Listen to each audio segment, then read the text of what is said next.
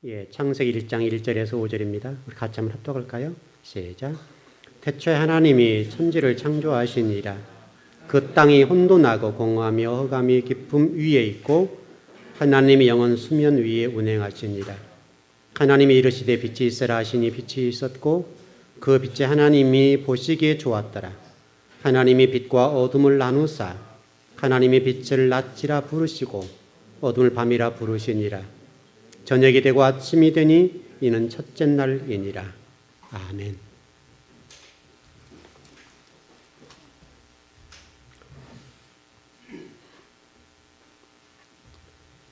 오늘 본문의 말씀이 사실은 이제 해석하기가 굉장히 쉽지 않는 본문이거든요. 까다롭고요. 저도 여러분에게 성경을 가르치기 전에 우리나라의 수많은 그 구약학자들, 또 성경을 꽤나 가르친다고 하는 많은 분들의 논문들이나 또 여러 자료들을 참고해보고 또 읽어보기도 하고 이렇게 저렇게 봤는데 오늘 1장 3절에 관련되어서 다양한 해석이 있어서 상당히 많이 고민을 하고 그래서 오늘 이 단에 섰습니다. 분명히 성경 전체적으로 보면 천지 창조 당시 우리 예수님께서 천지 창조에 함께 하셨다고 설명하고 있습니다. 그래서 여기에 대해서 이제 어떤 그 구약학자가 예수 그리스도가 어디서 어떻게 일했는가 여기 초점을 모으고 이제 성경을 들어가서 설명을 하고 해석을 해주는 그런 논문들을 많이 봤는데 참 만만치가 않습니다. 어떤 것도 이렇게 매끄럽게 정리가 되어 있지 않고 이 교수의 주장 또는 해석을 따르자니 저기 걸리고 또 이분의 그 해석을 따르자니 이게 걸리고 어떤 성경 전체가 쫙 연결되어 줘야 되는데 연결이 안 되는 거예요. 그래서 고민이 많았었습니다. 그래서 지금 이 부분을 어떻게 해석할 거냐 이 문제가 여러분은 그냥 들으면 쉽지만은 제 입장에서 굉장히 어려운 본문입니다. 그래서 최대한 제가 고민하고 또 고뇌하고 또 고민하고 그렇게 좀 했는데 어젯밤에 실질적으로는 제가 말씀을 다 준비해 놓고 이 부분을 또 다시 12시 반까지 또 봤습니다. 여러분들은 주무실 시간이지만 저는 책상에 앉아서 12시 반까지 다시 원고를 제가 정리해보고 어떻게 하는 게 가장 합당할까? 어떻게 가르치는 게 가장 바를까? 어떤 현재 나와 있는 성경적인 지식 수준에서 모든 것들이 아우러서 딱 하나가 되고 성경 전체로 봤을 때 흠이 없도록 그러면서 정확하게 해석에 들어갈까? 이 문제 때문에 이제 고민을 굉장히 많이 했습니다. 어떤 결론을 제가 좀 정리를 해드리려고 그러는데 오늘은 1장 3절을 중심으로 해석을 해보려고 합니다. 그래서 어떤 학자들은 여기에 하나님이 가라사대 이르시되 빛이 있으라 하시니 빛이 있었고 이렇게 되어 있지 않습니까? 그래서 예수님이 천지를 창조하시는데 함께 했단 말이죠. 그래서 요한복음 1장 1절에 보면 태초에 말씀이 계시니라 이렇게 나가잖아요. 그러면 그 말씀이 지금 이 창세기 1장 3절에 들어와서 그 말씀인가? 여기에 이제 좀 어려움이 있고 그래서 상당히 많은 학자들이 그 말씀을 이렇게 인용해서 천지 창조에 우리 예수님이 함께 하셨다. 그분이 말씀으로 역사하셨다. 이렇게 해석하는 경우도 있고 참 그러는데 이제 깊이 들어서 공부해 보면 이 태초라고 하는 것이 이제 문제가 되거든요. 이 태초라고 하는 것이 헬라어 단어로 아르케라는 단어란 말이에요. 아르케. 이 아르케라는 단어가 도대체 뭐냐라고 생각해 보면 창세기 1장 1절에 천지 창조의 행위가 하나님의 행위가 주어질 그때부터서 이걸 태초라고 볼 것이냐 아니면 이 태초를 영원전 계획하시고 목적하신 바로 그 부분 여기를 볼 것이냐 이 문제를 어떻게 해석하느냐에 따라서 전혀 달라져 버리는 거죠. 그래서 요한복음 1장 1절을, 왜냐하면 구약과 신약이 짝을 맞춰 가야 되잖아요. 그래서 요한복음 1장 1절 이 태초라고 하는 것을 오늘 태초에 하나님 천지를 창조하시니라, 이것부터 출발해서 1장 3절에 빛이 있어라 말씀하시니, 빛이 있어라 하시니, 여기 말씀이 들어갔잖아요. 여기다가 그 부분을 이렇게 삽입시킬 것이냐, 이 문제 때문에 고민이 많은 거죠. 그래서 이 문제 때문에 고민이 많은데, 이 태초라고 하는 아르케라고 하는 헬라어 단어를 보니까 답은 정리되는 것 같아요.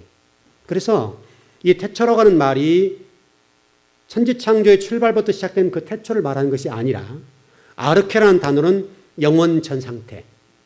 다시 설명하면 시간이 주어짐으로 물건이 생겨났지 않습니까? 이 지구상의 모든 이 물질들이 생겨났다고요. 시간과 함께 왔던 그 태초를 말하는 것이 아니라, 이 태초, 천지 만물, 요한계시록을 목적하셨던, 계획하셨던 그 전 상태, 바로 영원 전 상태를 아르케로 보는 것이 합당하다. 그러니까 결국은 1장 3절의 그 말씀이라고 하는 것은 영원 전, 여기 말씀을 보는 거죠. 거기에 우리 주님께서 성부, 성자, 성령 삼위 하나님이 한 본체로서 요한계시록 종말을 계획하시고 목적하셨다. 거기에 말씀이다. 이렇게 정리를 하는 것이 가장 합당한 것 같아요. 이제 그렇게 되면 이제 상당하게 이제 어떤 좀 해석해야 될 부분이 생기는 것이, 그러면 주님은 어디 들어가냐, 이런 얘기죠.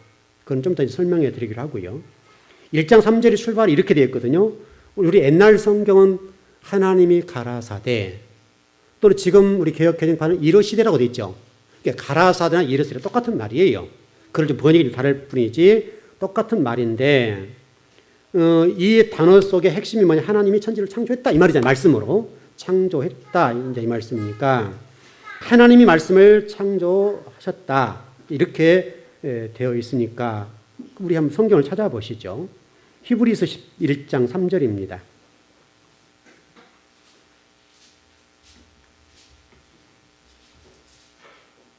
히브리서 11장 3절.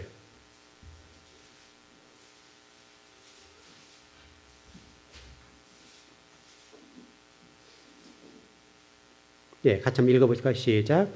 믿음으로 모든 세계가 한 말씀으로 지어진 줄을 우리가 아나니 보이는 것은 나타난 것을 말미암아 된 것이 아니니라. 그리고 우리 요한복음 1장 1절에 3절 한번 보시죠. 요한복음 1장 1절에 3절입니다. 아주 중요한 본문이니까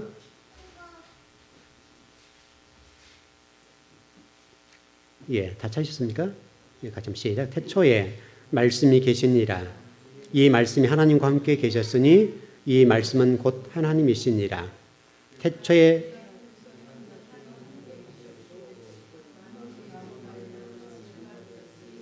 지은 것이 하나도 그가 없이 된 것이 없느니라. 자, 조금 전에 해석해 드리기를 1장 1절에 태초에 그 주님이 말씀이신데, 하나님이시고 말씀이신데, 그분은 태초에 동참하신 그 부분이 아니라, 아르케라고 하는 단어니까 영원전 상태라고 설명했습니다. 그러나 뒷부분에 보니까 뭐라고 됐습니까? 태초에 하나님, 그가 태초에 하나님과 함께 계셨고 만물이 그로 말미암아 지은 바 되었으니 지은 것이 하나도 그가 없이 된 것은 없다. 이렇게 돼 있죠. 그럼 결국은 우리 예수님께서 지금 천지창조에 함께 하셨다는 얘기예요? 아니었다는 얘기예요? 함께 하셨다. 뭘로? 말씀으로. 이해되시죠? 그렇게 정리를 했으면 좋겠어요. 그러니까 예수 그리스도께서 이 천지 만물을 창조하신 그때에 함께 하셔서 창조 사역을 하셨다. 이렇게 지금 되어 있거든요. 그래서 한번 다시 한번 보시죠. 우리 골로새서 1장 15절 16절을 보시죠. 그러면 이제 천지 창조가 어떻게 좀 되었는가 설명하는 거거든요. 골로새서 1장 15절 16절.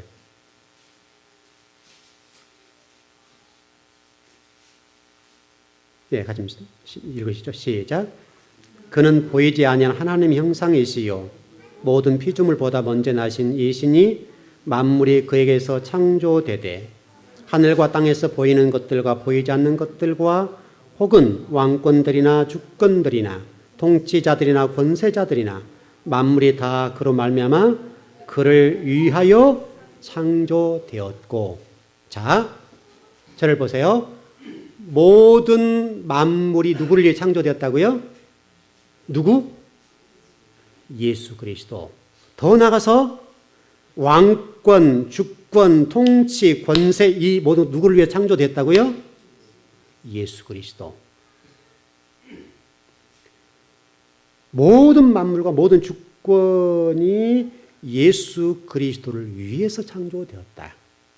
여러분 이걸 꼭 아셔야 됩니다. 그를 위해 창조되는데 여러분도 저 똑같죠? 이 지구상의 모든 피조물들은 시간이 들어오면서 생겨난 것들이죠. 사람도 똑같죠? 여러분도 저도 똑같단 말이죠.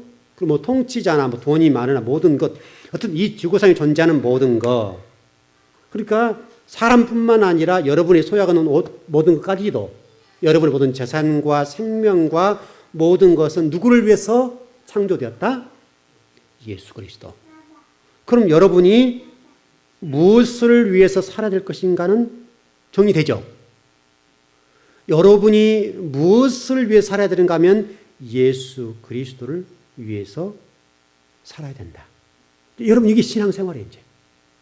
신앙생활이라고 하는 것이 예수 그리스도를 위해서 사는 것, 그 신앙생활인데 근데 성경 전체적으로 보게 되면 그렇게 살 때 우리 인간은 행복하대요. 그렇게 살 때. 우리가 과거에 뭔가를 좀 움켜쥐고 그거 좀 가지면 행복할 걸 생각하고 뭐 좀 이렇게 더 호주머니 채우면 행복하다고 생각하는데 우리 인간은 채우면 채울수록 크게 커지는 거예요. 여러분 있든 없든지 간에 진리 말씀을 붙잡고 그 진리 말씀 때문에 또는 예수 그리스도 때문에 행복할 수 있는 그리스도인이 돼야 된다 그 말이죠. 그러니까 여러분들이 살 길이 이미 정해진 거예요. 오직 예수 그리스도. 자, 그럼 여러분 사업이 실패했습니다. 그것까지도 하나님의 영광을 위해서, 예수 그리스도를 위해서.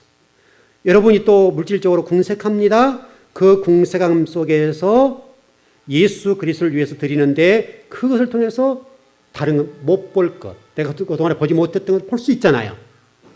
여러분 우리 그 사람마다 이게 레벨이 있죠?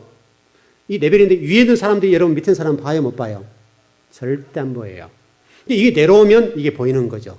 그런 관점을 보면 되지 않겠냐 이거죠. 그러니까 모든 것이 예수 그리스도를 위해서 그렇게 보면 될 것 같아요. 어쨌든 이 지구상에는 모든 피조물들은 오직 예수 그리스도를 위해서 창조되었다. 존재한다. 이렇게 보면 되죠. 여러분도 똑같습니다. 저도 똑같습니다. 자, 우리 히브리서 1장 2절 3절을 보시죠.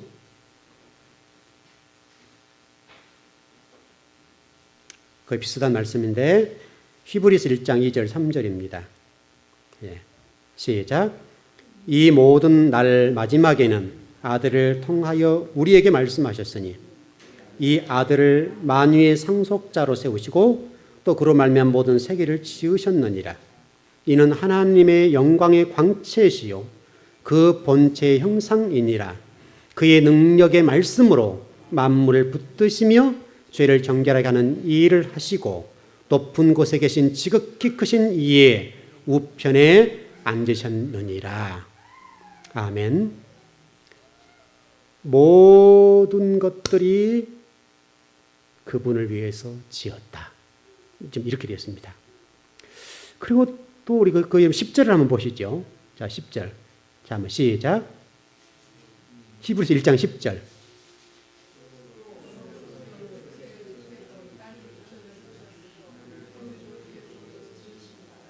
네.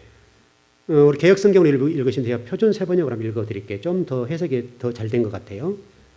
주님께서는 태초에 땅에 기초를 놓으셨습니다. 하늘은 주님의 손으로 지으신 것입니다. 좀 더 좋죠, 듣기. 주님께서는 태초에 땅에 기초를 놓으셨습니다. 하늘은 주님의 손으로 지으신 것입니다. 이렇게 좀 되었다고요.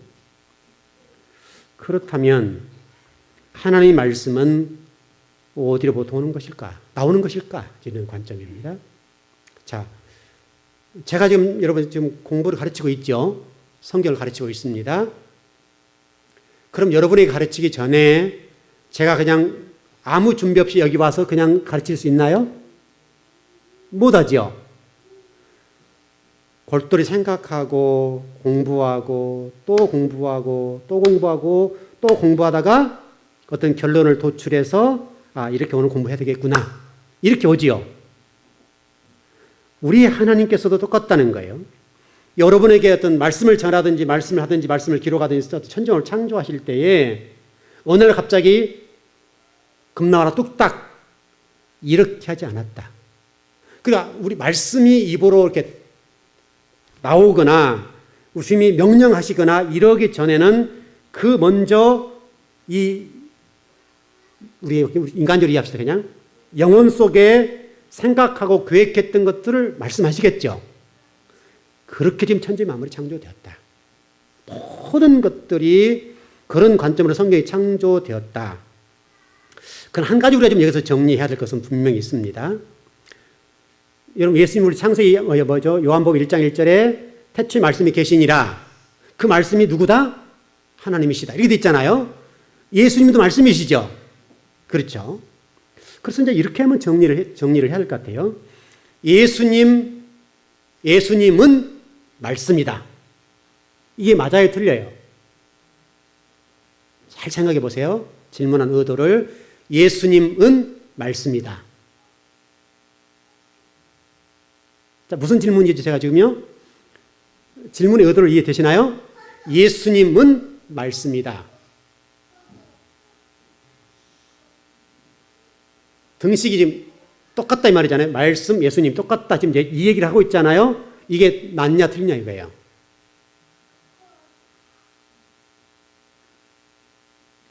어때요? 맞아요, 틀려요? 맞아요. 그래요? 근데 제 생각은 틀리다는 거죠. 여러분 똑같이 대답하면 안 되죠. 대답을 위한 대답이 아니라 무슨 얘기냐면 예수님 말씀 맞지요? 말씀인데 예수님은 말씀이라고 했을 때에 다시 설명하면 예수님이 말씀 속에 갇혀있는, 다시 설명하면 예수님의 능력과 권세와 그 주권이라고 하는 것이 이 말씀 속에 한정적으로 갇힐 수는 없다. 다만 우리가 은유적으로 예수님 말씀이다라고 은유적으로 설명하는 뿐이지, 그러니까 우리는 무조건 예수님 말씀이야 이렇게 얘기하는데 예수님께서는 말씀보다 훨씬 크다 이거예요. 무슨 얘기인지 아셨나요? 자, 다시 한번 질문을 던져볼게요. 자, 어떤 게 맞나가 보세요. 하나님은 영이시다. 들리셨죠? 영은 하나님이시다. 어떤 게 맞아요? 전자의 후자예요. 다시 한번 하나님은 영이시다. 영은 하나님이시다. 어떤 게 맞아요? 예? 다시 후자. 예. 또 다른 분은?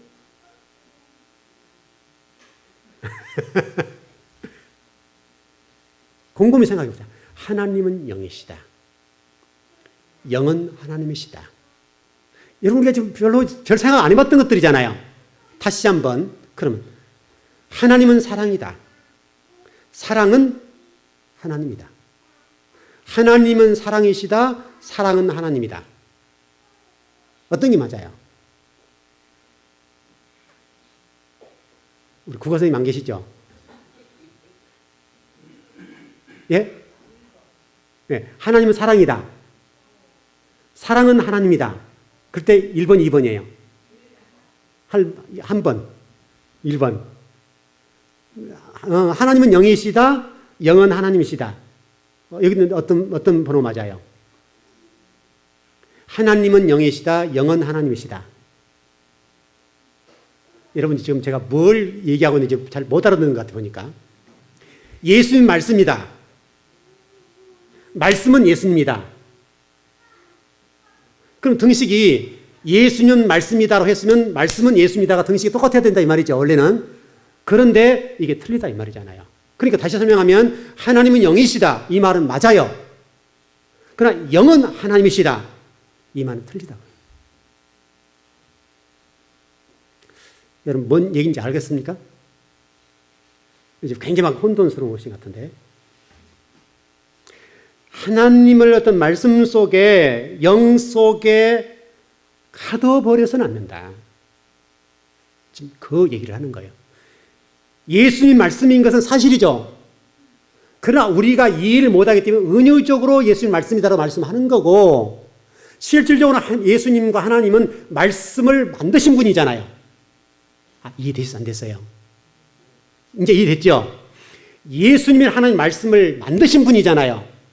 그러니까 이 말씀이 곧 예수님이나 하나님은 아니라는 거예요. 맞지만은 한정적인 부분을 설명해서 은유적으로 말한 것이지, 예수님 말씀이 하나님 말씀이다 곧 맞다 이 말은 아니라는 거예요.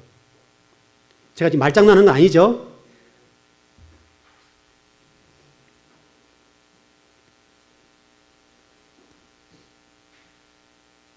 여러분, 그러니까 우리가 평상시 이제 우리가 이해하기 쉽게 그렇게 하는 거예요. 하는데 우리는 공부하는 사람들이니까 우리 교회에서는 명확하게 하고 가자, 명확하게. 그러니까 우리가 평소에 얘기를 그렇게 하겠지만, 여러분 예수님 말씀입니다. 제가 설교를 그렇게 할 겁니다. 근데 여러분이 받아들일 때는 예수님 곧 말씀이 하나님 곧 말씀으로 한정적으로 말하지 말자. 말씀이 그것은 사실이지만, 그러나 하나님이 말씀 속에 갇혀 있을 수는 없다. 왜냐하면 하나님과 예수님 말씀을 통해서 천지를 창조하는 데 사용할 뿐이지, 그 말씀이 하나님은 아니라는 거예요. 하나님이 위에 있지 않고 하나님과 동격은 아니라는 거예요.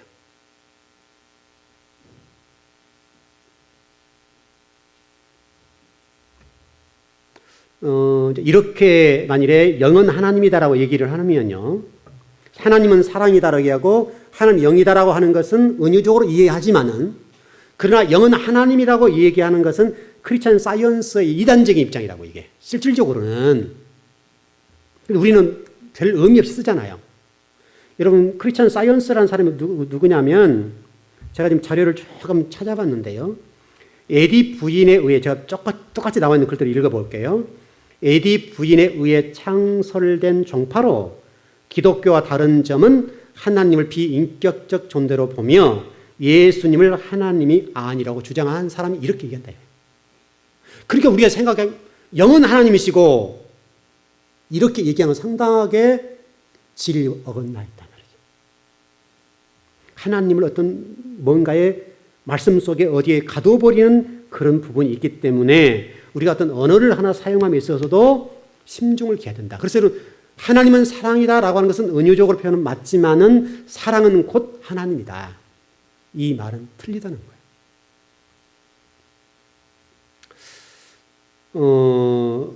오늘 그 본문에 빛이 있으라라고 명령했을 때에 그 빛이라고 명령한 그 자리에 존재했죠. 물건이 존재했죠. 다바로 하시니 물건이 나타났다고 옛날 다바로 공부했었지요.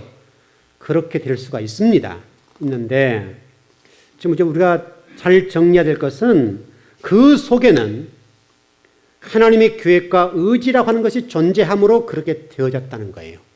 그렇게.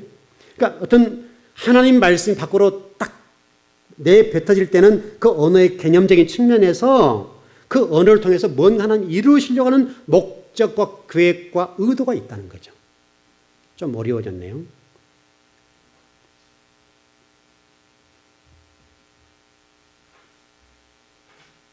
우리 이사야서 55장 11절 한번 보실까요? 이사야서 55장 11절입니다.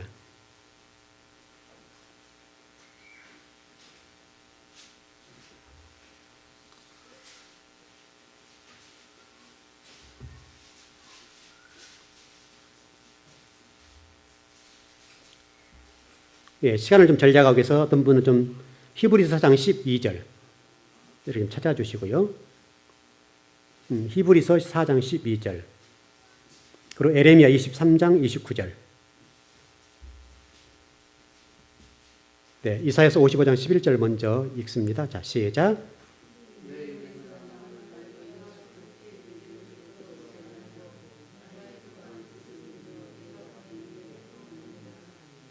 예, 히브리서 4장 12절 혹시 찾으신 분 있나요?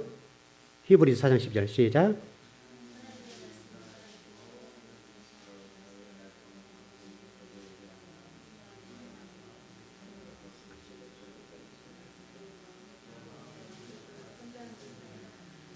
예, 예레미야 23장 29절 시작.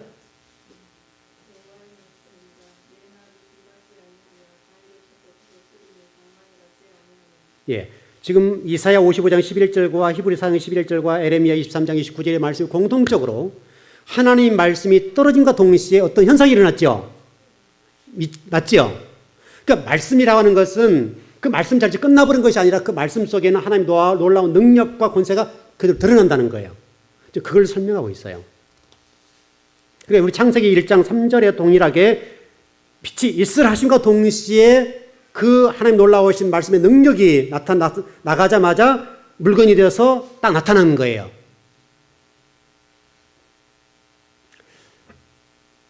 그렇다면 왜 예수님을 말씀이라고 할까? 우리가 이 정도 좀 공부를 해야 될 것 같은데, 이 부분을 제가 설명하는 이유는 1장 3절을 해석하기가 까다롭고 어렵기 때문에 조금 이해할 부분이어서 설명을 좀 드립니다.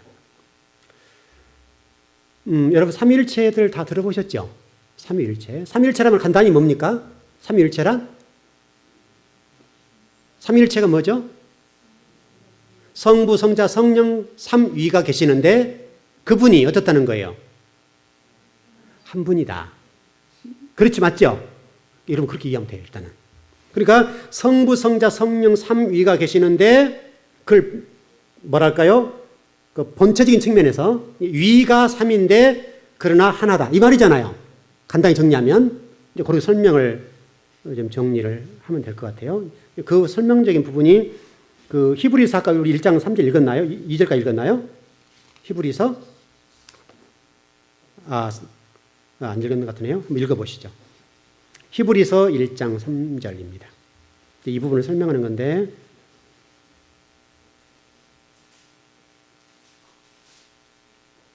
네, 히브리서 1장 3절 예, 같이 시작.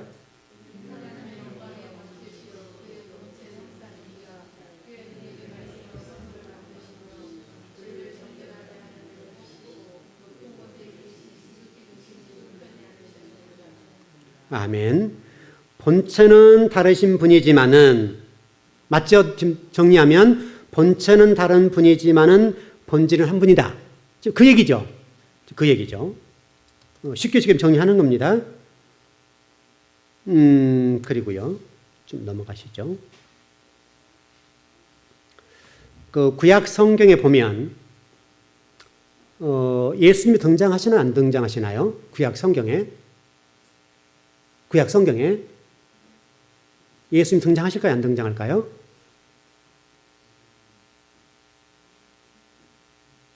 여러분 쉬운 얘기인데 사실 좀 더 어려워지죠 이게. 왜냐하면 예수님은 2000년 전에 지금 십자가 성육신 십자가를 지셨으니까 여기에 딱 꽂혀 있으니까 구약 성경 예수님이 나타날까? 이 부분이죠 지금. 여러분 구약성 예수님이 등장하셨습니까? 안 등장하십니까? 등장하십니다. 이해하기 듣기 위해서 등장한다는 표현을 썼는데 여러분 때로 이런 말씀 있죠. 내가 여호와를 배웠다. 근데 분명히 천사가 등장했을 때 그런 얘기들이 나오죠. 천사가 등장할 때. 그리고 이제 뭐 임마누엘 이런 부분이 예언도 돼 있고 그런 부분이 있는데 실제로 창세기 천지 창조부터 예수님이 일을 함께 하셨습니다. 하나님 대신 예수님이 직접 천지 창조를 하셨다니까요. 그렇게 좀 일단 정리를 해야 좀 정리가 될 것 같아요. 자, 좀 정리에 들어갑니다. 1장 1절에 제가 여러분들 1절을 공부 가르칠 때 엘로힘이라는 단어는 단수고 창조하다 바라라고 하는 단어는 단수다. 이렇게 했었죠. 그러니까 히브리어 문법에서는 복수 플러스 단수는 단수다. 그래서 창세기 1장 1절에 엘로힘 하나님이 삼위일체로 보는 경우가 있는데 그러나 문법적으로 보았을 때는 삼위일체라기보다는 우리 하나님 한 분을 설명하는 것으로 이해하는 게 좋겠다. 이게 설명했었죠. 그런데 더 놀라운 사실은 2절에 하나님 영이 수면에 운행하셨다라고 됐단 말이죠. 여기에 지금 내용을 보니까 여기도 똑같이 영이라고 하는 것이 하나님이시죠. 성령님이라 보겠는데 이 성령님이라는 부분이 복수로 됐단 말이죠. 그리고 운행하셨다는 말은 동사지요. 동사가 단수로 되어 있으니까 복수 플러스 단수는 뭐가 되겠어요? 단수죠. 단수다고요. 그런데 3절도 똑같단 말이죠. 3절도 엘로힘 하나님이 이르시되, 하나님이 이르시되라고 되어 있는 엘로힘이란 말, 히브리어 단어는 엘로힘이 여기도 이르시되라는 말과 더불어서 복수 플러스 단수다고요. 엘로힘 하나님이 복수고 이르시되 또는 가라사대가 단수로 됐단 말이죠. 그럼 우리가 단수로 처리를 해야 되잖아요, 지금. 그러면 이제 이 3절에서 1절은 성부 하나님, 2절은 성령 하나님, 이해되셨죠? 그럼 3절이라는 부분을 해석해 주어야 예수님이 지금 어디가 들어가야 되잖아요, 지금. 우리 이해하기 쉽게 얘기해서. 1절에는 성부 하나님, 2절은 성령 하나님, 3절에서는 성자 하나님이 천지 창조의 말씀으로 개입하셔야만이 성부, 성자, 성령 삼위가 되지 않냐 이 말이죠. 그런데 여기는 엘로힘이라는 단어가 복수로 되어 있고 이르시되 또는 가라사대라고 하는 것이 단수로 되어 있으니까 좀 이게 복잡하다고요. 사실 제가 고민했던 이유가 여기 때문에 고민한 거예요. 이 문제 때문에. 이 문제에 대해서 이 신학자와 저 신학자의 논문이나 가르침이 다 제각각이라고요. 그럼 제가 굉장히 고뇌하고 그것 때문에 상당히 이제 깊이 들어가는 거죠. 그래서 여기에 대해서 여러분 우리 장로교회 창시자라는 칼빈이라는 사람이 이렇게 지금 해석을 해놨어요. 이게 좀 복수와 단수의 조합에 관련되어서 칼빈의 해석은 이렇게 좀 됐단 말이죠. 엘로힘 복수는 비록 삼위일체 하나님을 떠오르게 하는 기능이 있지만 하나님의 권능을, 많은 권능을 가리키는 것이다. 그럼 단수로 처리해버렸죠. 단수로. 다시 한번 읽어드릴게요. 복수와 단수의 조합에 관련된 칼빈의 해석. 엘로힘 복수성은 비록 삼일체 하나님을 떠오르게 하지만은 기능적인 측면에서 그렇지만은 하나님의 많은 권능을 가리키는 것으로 해석했다. 그럼 여기 지금 예수님 안 들어간다 이 말이잖아요. 삼일체가 안 들어간다. 이렇게 해석해 놓았으니까 그러다 보니까 지금 우리 장로교회에서 이 3절을 단수로 처리해서 예수님이 들어갈 수가 없다고요. 그러면 어떤 신약성에 제가 아까 몇 성경을 읽었는데 여러 성경을 읽어보니까 예수님 분명히 천지창조에 동참하셨죠. 그가 없이는 천지창조가 안 됐다고 설명하는데 그러면 도대체 예수님이 어디로 들어가야 되냐 이거디로. 그래서 어떤 분들은 빛이 있으라, 왜냐하면 요한복음에 넘어가 보면 예수를 빛으로 설명하죠. 설명이 됐을 겁니다. 아마 보시죠. 요한복음 한번 보시죠.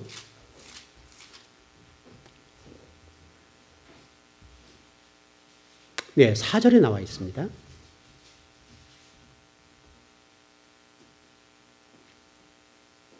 예, 같이 한번 읽어 시작. 그 안에 생명이 있었으니 이 생명은 사람들의 빛이라. 빛이라고 지금 설명이 되어 있죠. 빛이 어둠의 빛이 돼 빛이 어둠이 깨닫지 못하더라. 이런 구절이 여기만 나와 있는 게 아니라고요. 많이 나왔다고요. 예수님을 가리켜서 빛이라고 설명해 놨으니까 그래서 빛이 있으라 하시니 빛이 있었다. 여기 빛에다가 예수님을 집어넣는다 이거죠, 되게. 그러면 어떤 문제가 발생합니까? 하나님이 이르시되 빛이 있으라 하시니 빛이 있었다. 어떤 문제가 발생하나요?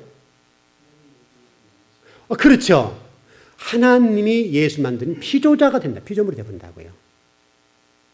그래서 제가 이 문제에 가지고 고민하는 거예요. 이 신학자들이 왜 여기다 이렇게 설명을 해놨을까? 그러면 빛이 있으라 했을 때 그 빛이 예수님이라고 하니까 예수님이 피조자가 되면 피조물이 된다. 그분이 천지를 만드신 분이라고 설명하고 있는데 피조물이 되니까 그 격이 하나님 만드신 어떤 그렇게 되어버렸다는 거죠. 여러분 이해되셨죠? 그래서 제가 조금 전에 그 삼위일체를 좀 설명을 드렸는데 이 부분은 저도 좀 더 앞으로 연구를 할 겁니다. 끊임없이 연구를 하겠는데 일단 좀 이렇게 명확하게 좀 정리를 해보는 측면에서 하나님이 가라사대의 이 하나님 엘로힘에 관해서 복수 단수로 되어 있으니까 단수로 처리해야 되겠는데, 그러나 이 엘로힘이라는 단어의 삼위일체적인 어떤 부분을 설명을 드려서 적용을 해보면, 그분이 본질적으로 한 분으로 이해하면, 삼위일체적인 입장에서 본질적인 측면에서 하나님과 예수 그리스도로 이해를 한다면 큰 무리는 아니겠다. 왜냐하면 삼위가 하나니까. 그렇지 않으면 1절, 2절, 3절 속에서 예수님이 천지창조의 창조자로서 천지 만물을 만드신 분인데, 그렇지 않으면 예수님이 어디도 이렇게 천지창조의 주인공으로 들어갈 수가 없는 거예요. 그래서 제 결론은, 이게 정확할지는 모르겠지만은 제 그동안의 성경을 연구한 전체적인 결론과 모든 걸 동원해서 집중도를 가지고 결론을 맺을 때에, 많은 학자가 빛을 예수님이라고 얘기하고 또 이렇게도 얘기하고 아니라고 하기도 하고 맞다라고 얘기하고 이런저런 논쟁이 있고 학문적으로 논문을 발표하고 했지만은 어떤 것도 이것을 명확하게 설명을 못하니까, 그렇다면 이 엘로힘 단어가 복수 단수로 되어 있는데 이 3절에서 빛이 있으라 하신 빛이 있었다라고 분명히 말씀하신 부분부터 천지가 출발하니까, 그렇다고 한다면 여기 엘로힘이라는 단어를 삼위로 보지 말고 본질적으로 보자. 본질적인 것으로. 본질로 보면 하나님이 성부 성자, 그래서 성령이 2절에 있으니까 우리가 그냥 빼더라도 삼위가 본질로 들어간다 하더라도 문제는 없지 않겠냐. 여러분 어떻게 혼돈이 안 되고 정리가 되나요? 정리가 됩니까? 권사님 정리돼요? 안 돼요. 안 될 수 있죠. 저도 이게 혼돈하는데, 저도 고민하는데. 그러니까 다시 설명합니다. 엘로힘 이러시되, 어렵죠? 신학 박사들도 이걸 지금 잘 해석을 못 해놨는데 지금 어렵죠. 우리나라 내노라는 신학 박사들이 그걸 해석을 못하고 이렇다 저렇다 논문만 발표하고 있다고. 그것을 하나로 쫙 꿰지 못하니까 어렵죠. 지금 그분들도 얼마나 이것을 연구를 했겠습니까? 그것을 꿰지 못하니까 제가 혼란이 오잖아요. 저도 그래서 골똘히 생각하는 거니까 이렇게 정리하자는 거예요. 삼위는 한 분이라고 그랬잖아요. 삼위가 한 분이죠.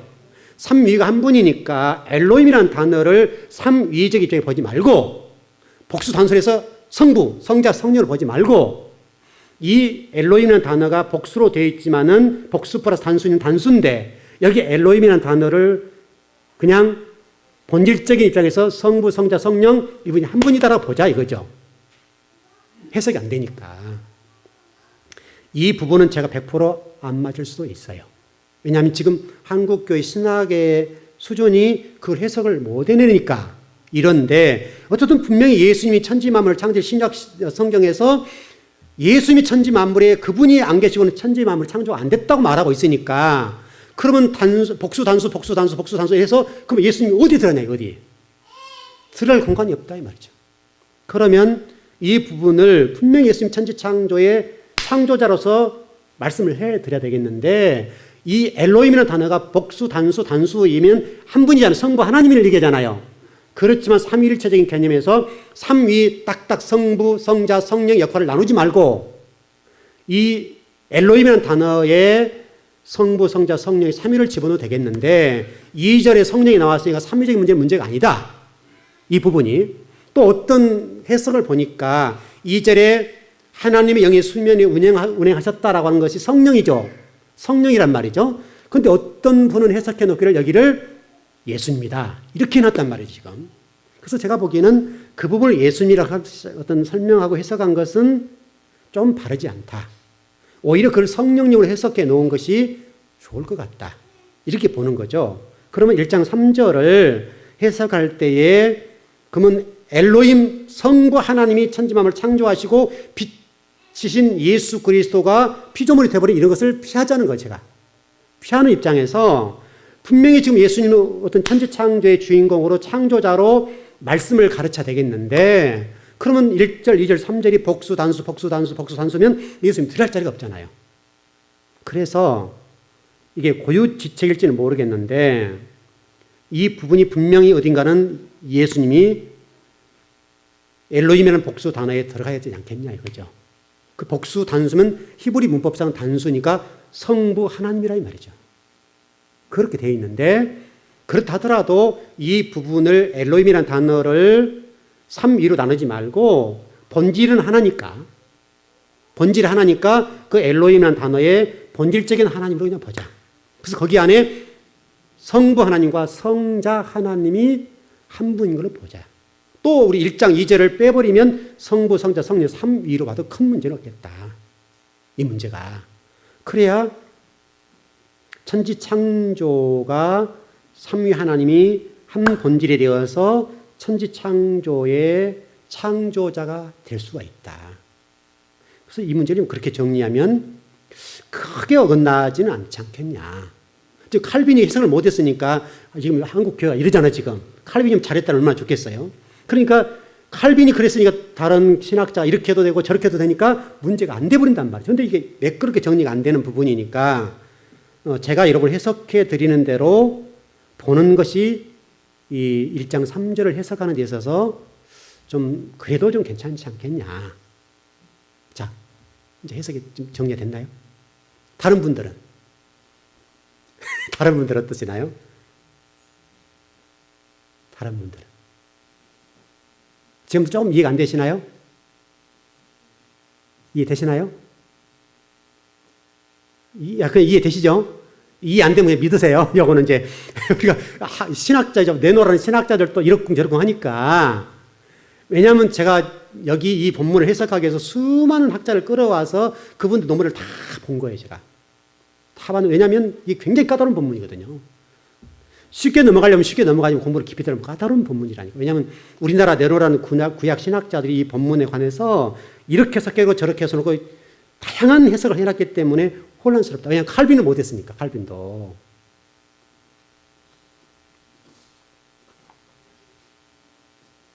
그래서 이 부분을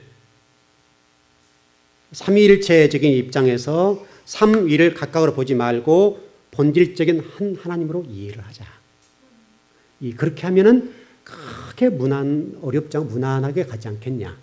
이게 제가 100% 몰라요. 다만 제가 지금 연구하고 골똘히 고민한 것 가운데 그래도 최선책 같다.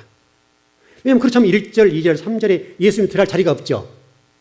왜냐하면 복수, 단수 하면 단수가 되니까 히브리 문법에서는. 그래서 지금 이 부분을 그렇게 아마 좀 해석하는 것이 합당하다 싶거든요. 그래서 좀 이렇게 지금 어떤 분이 좀 정리를 해보고 있는데 좀 제가 좀 그분 얘기를 좀 이렇게 받아들였습니다. 성부, 성자, 성령을 모두 창조자로 언급했다. 이러한 기준 하에 애매하는 이 본문이 삼위일체로 해석함이 마땅하지 않겠냐. 이런 해석이 좀 있다 이 말이죠. 제가만 얘기하는 것이 아니라 이런 해석이, 왜냐하면 문법적으로 안 맞죠. 문법적으로 안 맞고 좀 애매한 부분이 있지만은 그러나 이 부분을 성부 엘로힘 하나님과 성자 예수님으로 1장 3절을 해석하는 것이 합당하다고 보는 또 학자가 있더라 이 말이죠. 제가만 얘기하는 것이 아니라. 그래서 제가 거기에 힘을 얻은 거죠. 힘을 얻어서 이렇게 막았다. 이렇게 좀 해석을 해드리는 것이 애매한 구석이 있죠. 왜냐하면 히브리 문법은 복수 단수는 단수예요. 한 분이라. 삼위일체의 성부면 성부, 성령이 성령, 예수님, 성자 예수님, 성자 예수님을 설명한다고요.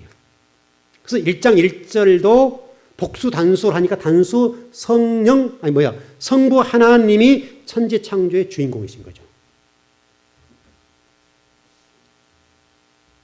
그러나 1장 3절에서 물론 1절도 그렇게 들어갈 수도 있겠는데 좀 애매한 구석이 있고 100% 깔끔하진 않지만은 1장 3절을 엘로힘 하나님, 성부 하나님과 성자 하나님으로 그렇게 해석해도 큰 무리는 아니겠다라고 어떤 학자가 얘기를 해놨다 이 말이죠. 저도 그분이 얘기한 것처럼 제가 고민하고 그분처럼 저도 그렇게 보는 것이 맞다고 보았다는 거죠.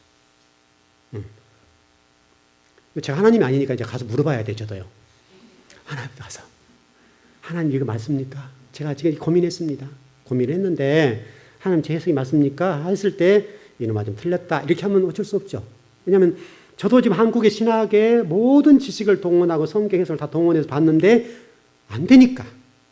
제가 그냥 아무런 생각 없고 아무런 준비 없고 고생 안 하고 아무런 고민 없이 고뇌 없이 이 본문을 가르친 것이 아니라 수많은 한국의 신학자를 끌어와서 그분의 논문들을 읽고 대조하고 또 보고 또 보아도 명쾌한 답이 없다. 명쾌한 답이.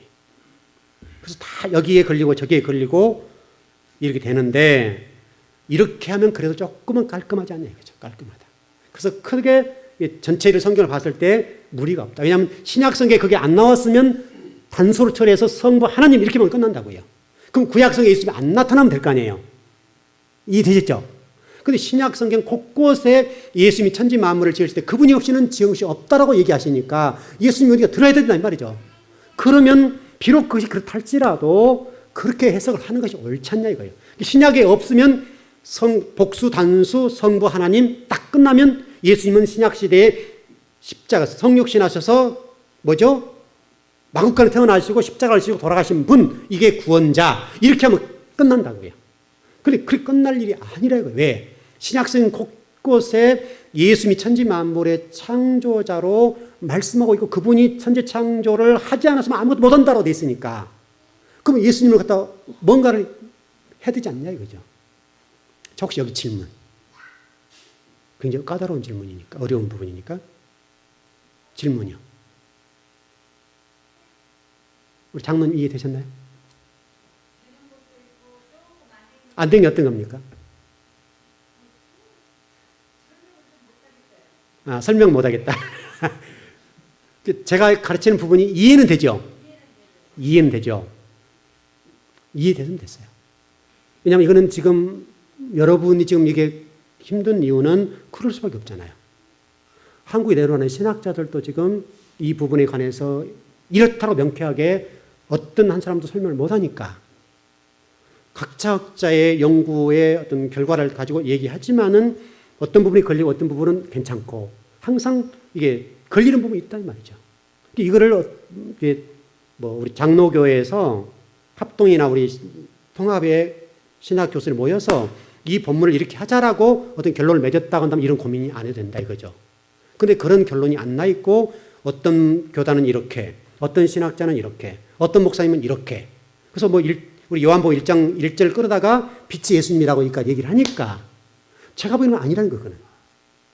그러면 하나님의 피조물이 되어버려서 예수님 피조자가 되니까 이거는 합당하지 않다. 좀 제 해석이 틀리지 않죠?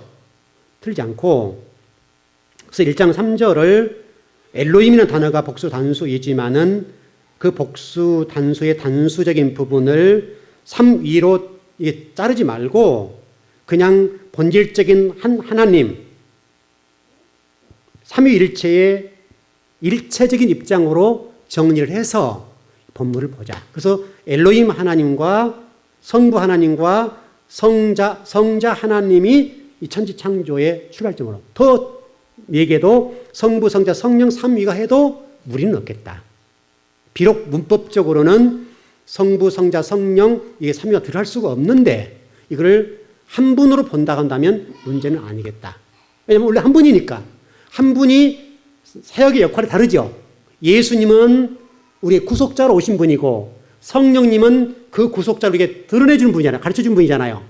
성부 하나님은 그 모든 것을 천지 창조와 만물을 만드신 분이고 이게 주도적인 입장에서는 하나님이 하셨겠지만은 그 예수님은 나 몰라라 이렇게 있지 않았지 않냐 이 말이죠. 왜냐하면 영원 전부터 성부, 성자, 삼위 하나님이 영원 전에 종말을 계획하셨던 분이라고 했잖아요. 우리가.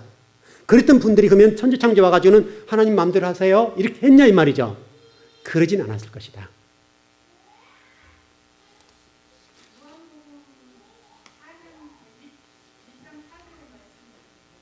(1장 4절이요) 그 빛이라고 하는 부분이 설명을 이제 나중에 될 겁니다. 그거는 지금 1장 3절에 빛이 있죠. 이 빛이 있죠. 네, 4절에 요한복음 1장 4절에 빛이 있습니다. 그 빛이 있습니다. 근데 그거는 여러분들이 이제 공부를 마칠 시간이 됐으니까 집에 가셔서 창세기와 거기를 그런 구절들을 읽어보십시오. 그러면 도대체 빛이 누구냐 이거 빛이 뭐냐 이거죠. 왜냐하면 1장에 넘어가 네 번째 날에 뭐가 만들어졌습니까? 해, 달, 별이 만들어졌죠. 그럼 셋째 날에는요? 셋째 날에 뭐가 만들어졌습니까? 보세요 좀 성경 좀. 셋째 날 뭐가 만들어졌냐고요. 자, 그럼 보시죠. 그거 좀 읽어주세요, 누가. 그렇게 하지 마, 전체적으로요. 자, 보시죠. 9절부터서 13절까지 한번 읽어보시죠. 자, 시작.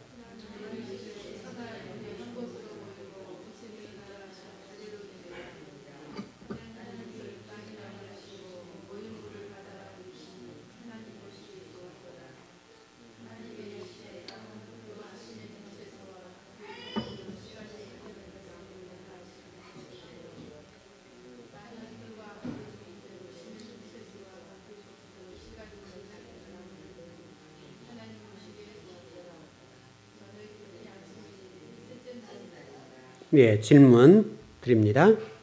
셋째 날에 땅에 씨 맺는 채소, 우리 쉽게 말하면 우리 먹고 사는 이 채소들이죠. 채소들이 지금 자라고 있죠. 그러면 넷째 날에 뭐가 됐다 그랬죠? 해, 달, 별이 됐죠.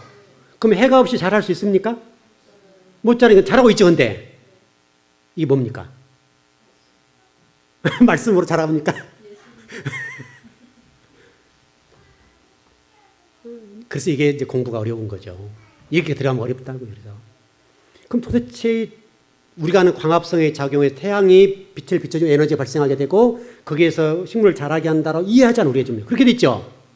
근데 분명히 셋째 날에 태양이 없는데도 불구하고 식물이 자라고 있다는 거예요, 지금. 그럼 하나님이 왜 꼭 셋째 날에 이렇게 창조하시고 이렇게 말씀하시냐 이거예요, 지금.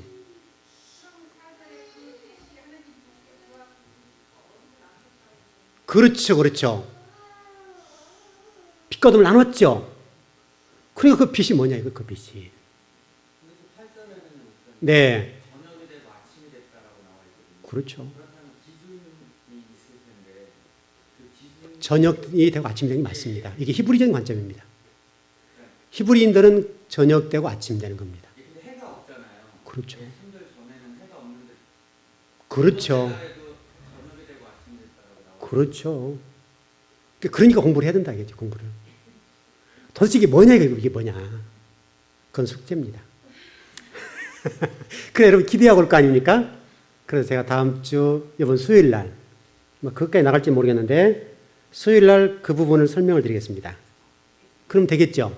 그 대신 아무 생각 없이 오지 마시고, 좀 고민하고 오세요. 그래야 좀 말씀이 짝짝 들어갈 거 아니에요. 분명히 바르게 해석을 해드릴 테니까, 이 부분에 관해서 여러분 고민하고 오셔야 됩니다. 아무런 생각 없이 와서 가만히 앉았으면 안 된다고요. 와서 그런 부분을 왜 셋째 날이 이렇게 됐지? 근데 왜 넷째 날 하나님 꼭 우리 하나님 이렇게 할 수 있잖아요. 둘째 날 하나님 태양, 달, 별 만들 수 있잖아요. 근데 꼭 굳이 씨 맺는 채소를 만들어 놓은 다음에 넷째 날에 왜 하나님이 태양을 만들고 달과 별을 만들었냐 이거예요, 지금. 하나님의 의도가 뭐냐, 하나님 의도가.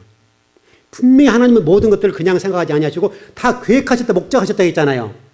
계획하시고 목적하시면 여러분이 이런 질문이 나올 줄 알고 또 과학이 광합성 당에 의해서 태양이 비춰줘야 뭐가 자란다라고 설명해 주니까 그런 모든 과학을 뛰어넘는 하나님의 말씀이 있어야 되지 않겠냐 이거죠. 하나님 생각이. 그런 생각들 때문에 이렇게 하신 거 아니냐 이거죠. 그래서 바로 1장 3절에 빛이 있어라 하시니 빛이 있었다. 그 빛이 뭐냐요? 그 빛을 아는 게 3절, 세 번째 날 그거를 설명하는 거예요. 빛 만든 거 있죠, 빛. 그 빛이 있었기 때문에, 그럼 그 빛이 뭐냐 이거죠. 그 빛이 있었기 때문에 셋째 날 채소가 자랐다 이 말이에요. 우리에게 지금 설명하는 거죠. 우리의 신앙적으로 어떻게 살 것이냐 설명하고 있는 거예요, 지금. 그래서 이거는 수요일 날 하겠습니다. 그래야 또 여러분 기대하고 오시면 드라마도 딱 끝나버리잖아요. 딱 결정적인 순간에 끝나줘야 기대하고 오시죠. 그렇죠. 예고편 해줍니까? 자, 예고편 좀 해줬잖아요. 1장 3절이 예고편입니다. 그 빛이 답입니다. 그 마지막으로 질문 하나가 있는데요. 예전에 닭이 먼저냐 달걀이 먼저냐 이런 문제가 있어요. 그렇죠. 근데 그거는 하나님께서 처음에 만드실 때 완전체로 만들어서 닭이 먼저다라고 저는 그렇게 배웠던 것 같아요. 당연하죠. 그러면은 여기는 땅이 풀이 맺는 대로 씨앗이 나왔잖아요. 그렇죠. 그것도 다 열매를 맺어서 만드신 거예요. 당연하죠. 그 계절에 딱 맞게 나와버린 거죠. 그 계절이 지금 봄이었다고 한다면 봄에 맞는 열매가 맺혀버린 거죠. 그래서 해가 없어도 가능하죠. 이게 해가 없어도 그럼 죽잖아요. 예를 들어서 뭐 하루 물 사이지만은 그러나 어떻든 해가 없는 상태에서 그 열매가 맺을 수 없죠. 그런 관점이 아니라 어떤 그 접근 방법이 그렇게도 할 수 있겠습니다만은 접근 방법은 1장 3절이라고요. 답이. 이해되셨죠? 하나님은 달과 과실이 그 달을 맺게 만들 수 있죠. 우리 요한계시록 22장 넘어가면 그 예수 하나님과 및 어린 양 예수 보좌로 붙어서 강이 흘러내려와서 물이 흘러내려와서 달마다 과실 맺게 한다고 했죠. 할 수 있죠. 하나님 하실 수 있지만은 하나님 설명하려고 하는 것은 그것보다 더 중요한 것은 1장 3절이라니까요. 여러분 고민해보고 오세요. 제가 이제 질문을 던져볼 거예요. 그날 오면 수요일 날 오시면 답이 뭡니까? 라고 질문을 던질 테니까 여러분 좀 고민 좀 해보시고 생각 좀 해보시고 그냥 막연하게 목사님 가르쳐만 주세요 이렇게 하지 마시고 좀 고민해보고 도대체 뭘까? 제가 잠 못 이루고 공부라고 고민한다고 하잖아요. 제가 왜 고민하겠어요? 여러분 잘 가르치려고 그런 거 아니에요? 그럼 여러분도 좀 뭔가 좀 고민하고 와야 하나가 되지 않겠냐 이거죠. 자, 기도하시죠.